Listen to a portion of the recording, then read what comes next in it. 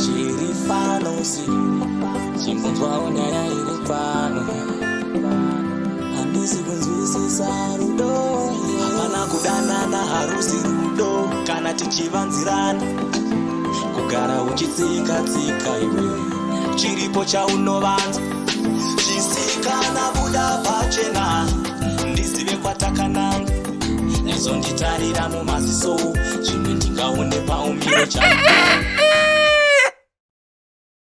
Wadzimai, mamuka chere? Ndamuka nemusana kanhaimi, ndikabva ndazogara nemajeli bumps angu aya. Makandoonawo sei nezuro ya? Kukuonai sei pachiinha baba Oshomole? Taure zvinonzwika kwasikana. Asi wakadzi, makamanyatosikiwa sei chaizvo imimi ndinyepei? Hamuzwisiseba, kundomuka makiseni yakadandiya, uribe kana kutokonya nomunhuba, wakutojinyura murume. Ohoko, unozi mbuya here iwewe, unokutuma kusada kutaura nomurume zvisvino. Izvozvo manje ndozvandisingatombode kunzwa Ingrid, wanzwa ka? Usatombode zvako kunditsvaga ndakazvinyararira makuseni akadai aya. Ndambotaura newe here inini? Ndanyarara kamu. Wo kakaimba manhanga kutapiraga, pakanyopodiwa. Ye kakaimba manhanga kutapiraga. Baba Oshomola sikana, muri kutitadzisa kunzwa kuti tiri kuda kuona TV isu. Kuona TV?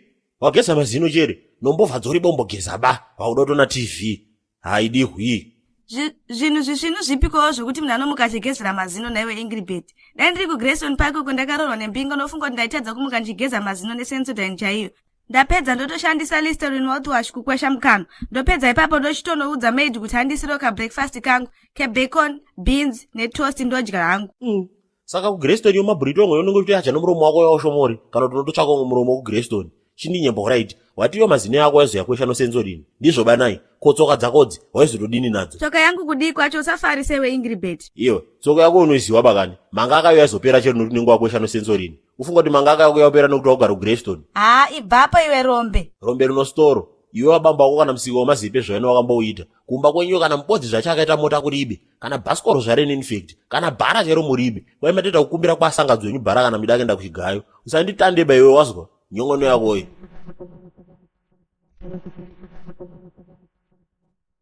Vara nasi mutungamiri wedu Comrade Hamandishe Sibnet Daikoro Sibaudu Sibnet Kanengo vatsigira vagari vemusodhoma kuti vabhadhare mari dzeprotection fee yakachipisisa ingori hafu chete yeprofit yemunhu pabusiness rake. Yezvo nhai masikana. Zvichakadaro pane murume wekuniniva anonzi akabatwa achikambura poto yaibikwa nemudzimai wake. Iye mudzimai wake akatora mafuta akaisa pamoto akamapisa zvakapfurikidza. Abe, akabva pisiwa nomapfuta akauya. Wakadzi chere. Apedza kudaro akabva akanga muriwo.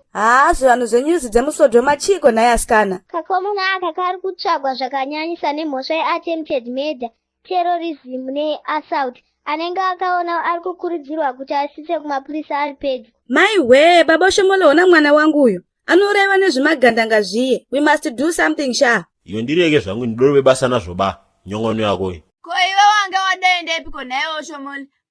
Ine hangu ini. Wangu, zvakakufanana neye kuti iwe wakanopomerwa iziya. Kunzi wareba mwana, wasinofira kana wakatomutesta iziya. Unoita sei? Iwe, idotaura zvohwisisika uko. Unoda kufunga kuti ndiri gecho itereni rindohwa madimikira enye eslang. Bedza, ndokuti wobvunza wakarongana type yedhunhu lweziya nenakalaka. Kana unzi wakatotomfera, apo sinotomubvira wananganisa masemtima akadaro iwayo.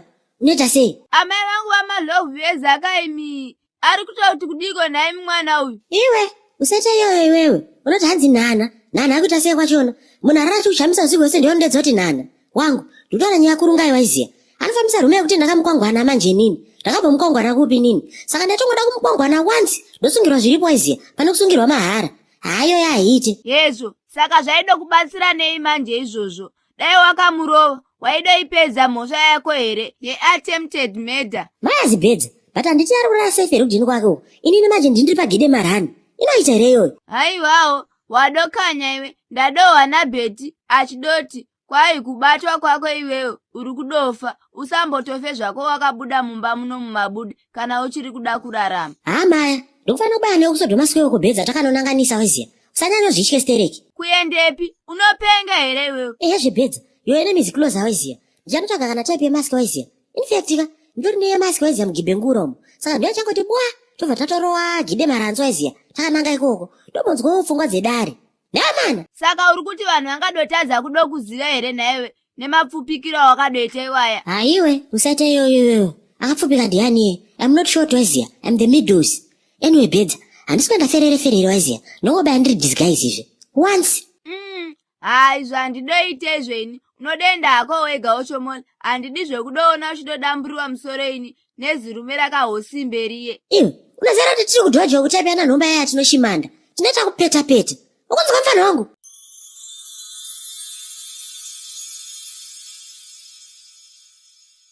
Apo yese mazopindira kamakuru wani mafundanga welcome to Chikobude Kawash. Aiwa, relax akuchikomana nditika. This is not a formal visit ka. I'm just passing by ka kuti ndione ma local businesses emunzvimbo mangu. Ezve ipapo manje mapedza masports kana emafundanga. Saka mfana rege akatosvika kaka kunanganisira nyaya yangu. Ndaitofunga kuti kachakwata kaka mfana kacho aka. Kwete izvi hazvinei kuita narege kaizvi. Otherwise riri kufamba iri business redu iri. Mutungamiriri kudhara manje iko kumaizia. Ndo kunonzi kudhara. Unoziva here mutungamiriri ndatoona almost 6 years ka. Tisina kana kutombogeza kana bhara zvaro panapa waizia. Mutungamiriri zvinhu zviri pasi mufesi wangu handitomboda kukuvanzira. Unoziva here inonzi kufukafa mutungamiriri. Kwete chikumbira. Listen ka. Inini ndakakuregerera pane zvese zvakaitika ka kumashure uku. Kana neni kandakatokuregerera naye mutungamiriri. Kudhara ndakatokuregerera saka ngatimbotange panyowani maiziya.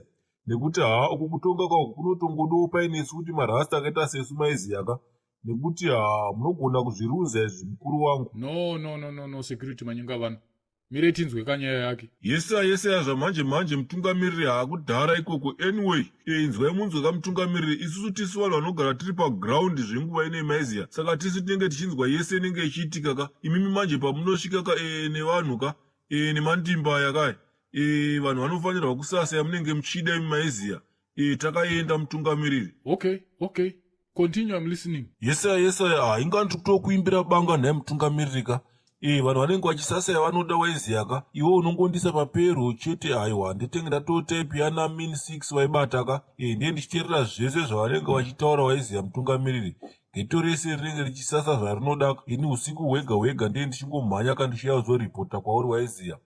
Kana anenge akosora chete ndiye ndichitokuchidzira futi waiziya. Okay. You sound to have a great plan. Iwe, kureva kuti isusu tinenge taakuziya ka zvese zvinenge zvichironga vanhu ka. Tinezenge tato one step ahead handiti yezvavanenge vachifunga nekuronga ka. Zvemafundanga ndokuti tioneka rugare rwemapostori. Tichipinda tichibuda tikagara tobhema ndokuti tioneke maiziya. Ichiteerera manje kaiwewe chikombera. Nyaya yedu iyi kuti ibude zvakanaka ka. Ndekutorumira muvhu. Iwewe hauchafanirika kuvhara kawashi nei wanzwa ka. Right. Apa hauchapindi pamateksi pai. Hapana mari yaunobvisa nditi. Right. Even munhu waunoshanda naye panapa hafanirika kuziva kuti iwewe wamutikitifu wapabata. Unotofanira kuti inini ndikadhiswa ka wotodaira uchikuchidzira nditi. Saka isusu zvatichaita tichakupa t-shirt inenge iine bhatani rekamera rinenge richirekodha ka. Then iwewe manheru unongouya ka wobva wasarenda zvese zvaunenge wakabata. Guys, let's go.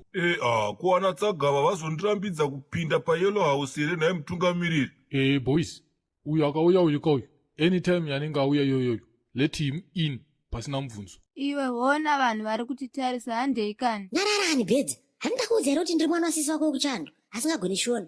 Nyamana, udandibatwe nevanhu vari kwangwane riyo. Nyarara uko.